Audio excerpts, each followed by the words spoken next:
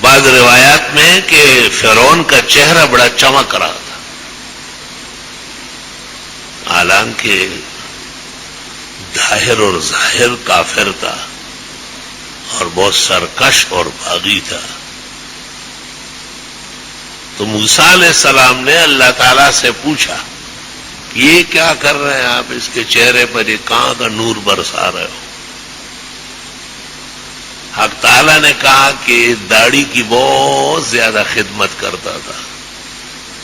اس زمانے کے فرعون کی بھی داڑھی تھی، اور آج کل کوچا خانوں کی داڑیاں نہیں، کوچا خانہ کوچا گل، ان کو داڑھی کے بغیر اسلام پورا ٹھیک ہے ان کا. اور ہر جمعے کو داڑھی صاف ستھری کرتا تھا، تیل ڈالتا تھا، کنگھی کرتا تھا. یہ بھی پتہ چلا کہ جمعے کی تعطیل اور مذہبی حیثیت تمام شرائع میں مسلم رہی ہے. لا الہ الا اللہ وحدہ لا شریک لہ. بہرحال اس زمانے میں سب کی داڑھی ہوتی تھی، مرد کی نشانی ہے کہ اس کا چہرہ داڑھی سے آراستہ پیراستہ ہو. اس سے یہ بات بھی معلوم ہوئی کہ خالی چند بال، جیسے کسی سے بلیڈ گم ہوا ہو یا کھینچی بیوی نے چرائی ہو اور اس کے چہرے پر وہ ساڑ کڑی ہو، ساڑ گندی گھاس، یہ داڑھی نہیں ہے. تو ایسے داڑھی کی نقل اتارتا ہے. داڑھی تو داڑھی کی طرح ہوگی. فقہا کہتے ہیں ایک مشت ہو، ایک قبضہ، اور اس سے کم کرنا قصدن ناجائز لکھا ہے، اور بالکل موڑنے کو تو بہت سخت الفاظ لکھے، کل مغاربہ و مخنثۃ الرجال فإلی اللہ المشتکیٰ.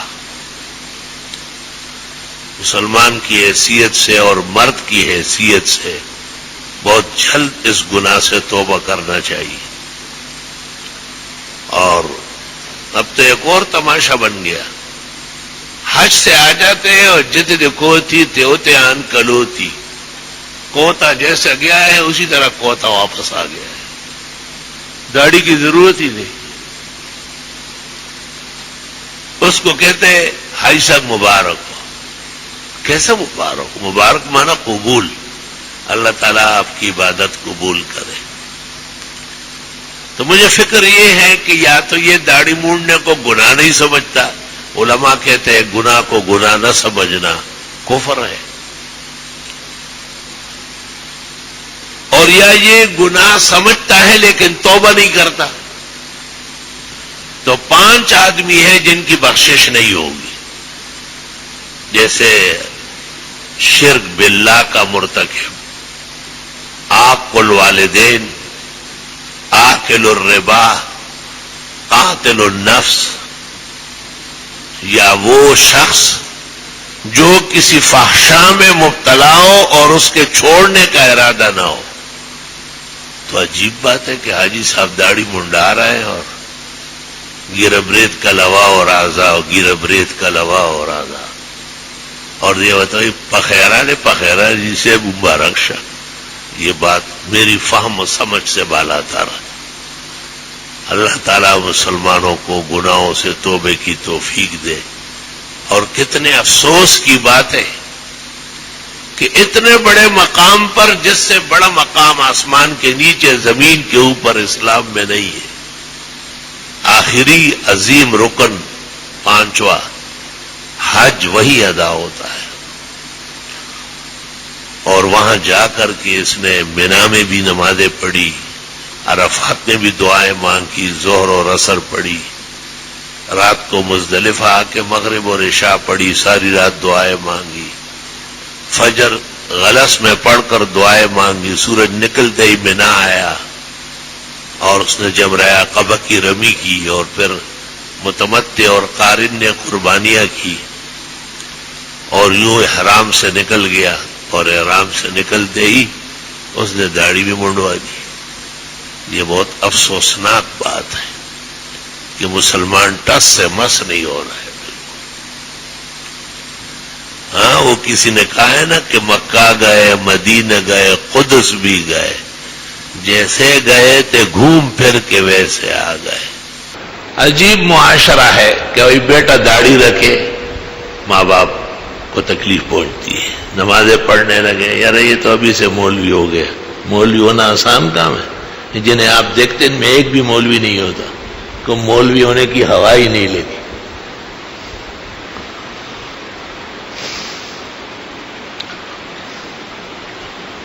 لیکن اگر وہ کسی غلط تنظیم کا فرد ہو، اگر وہ ساری ساری رات دہشت اور وحشتوں کے ساتھ گزارے، تو ماں باپ کچھ بھی نہیں بگاڑ سکتے، بلکہ ان کو بھی کہتے ہیں کہ کسی دن آپ کو بھی گزار دیں گے، اور ایسا ہو چکا ہے.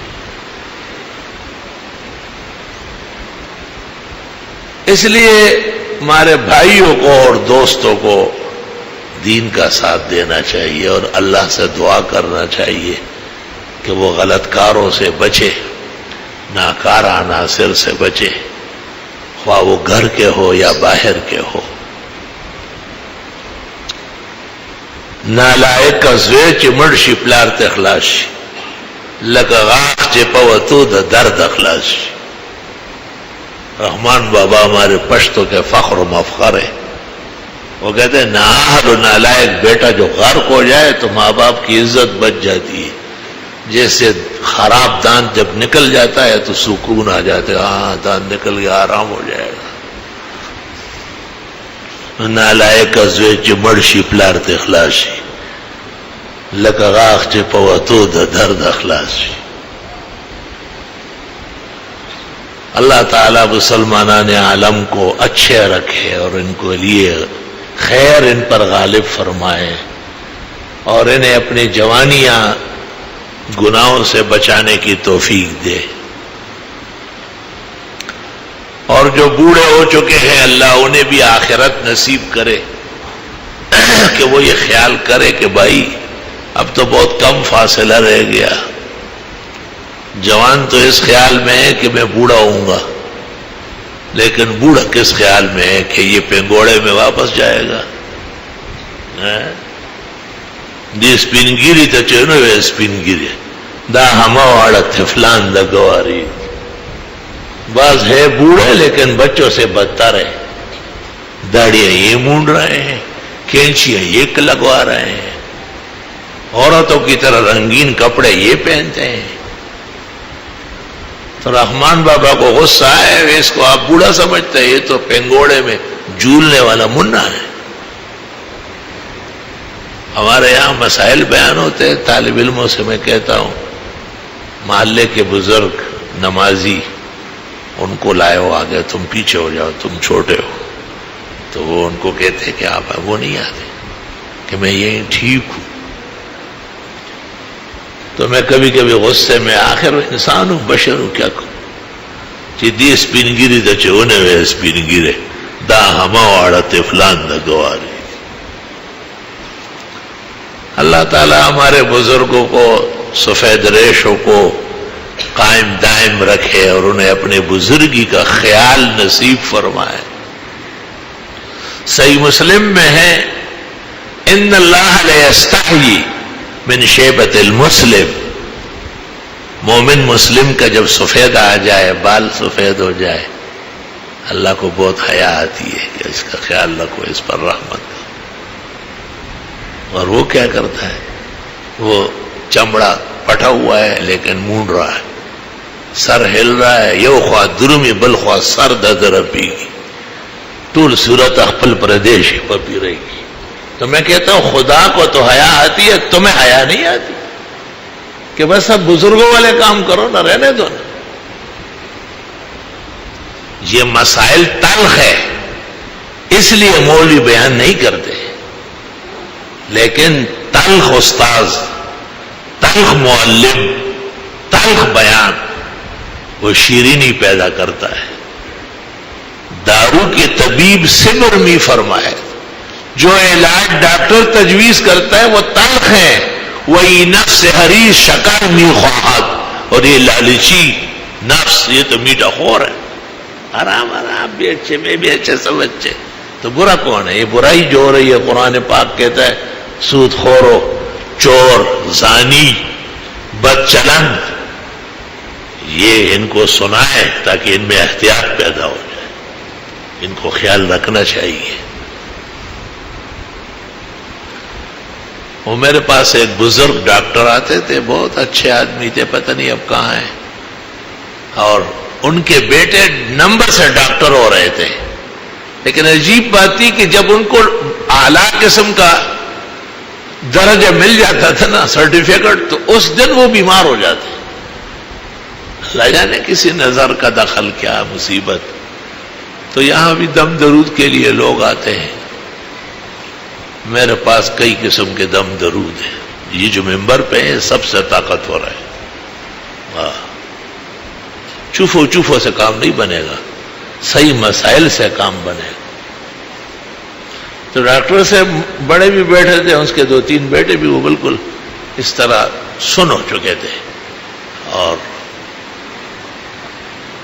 تو میری ایک بچی تھی، اب تو بڑی ہے الحمدللہ، شادی شدہ ہے. وہ میرے پاس آئی اور مجھے کہا کہ داما شمان کم جائے رہا گئی. وہ جس کی داڑھی نہیں ہوتی تھی اس کو سمجھتی تھی کہ یہ منا ہے. یہ چھوٹے بچے کہاں سے آئے؟ میں نے کہا یہ ادھر گلشن اقبال میں بادلوں سے نیچے گر گئے. پہلے یہ باپ گرا ہے، پھر انہوں نے کہا یہ منی کیوں؟ میں نے کہا چھوڑو، تم کیا سنو گے؟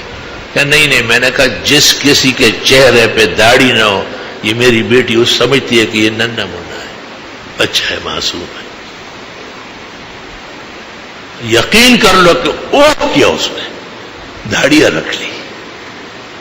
الحمدللہ انہیں صحت دے جہاں کہیں ہو، اللہ انہیں خوش رکھے. میں شکر گزار و ممنون ہوں کہ انہوں نے، بچے تو بچے ہی ہوتے ہیں. اسی بچی نے مجھے ایک دفعہ کہا کہ آپ کی بھی داڑھی ہے، مزمل چاچا کی بھی ہے، منصور کی بھی ہے، میری نہیں ہے اور میری امی کی نہیں ہے. یہ کیوں؟ میں نے کہا اللہ تعالیٰ نے اس طرح نظام بنایا ہے کہ مرد کی داڑھی ہوتی ہے، عورت کی نہیں ہوتی. تو مجھے کہنے لگی کہ آپ اللہ تعالیٰ کو کہے کہ مجھے اور میری امی کو داڑھی دے دے. میں نے کہا نہیں، ایسا نہیں کہتے، اللہ تعالیٰ عورت کو داڑھی نہیں دیتا. خیر وہ بات ختم ہو گئی.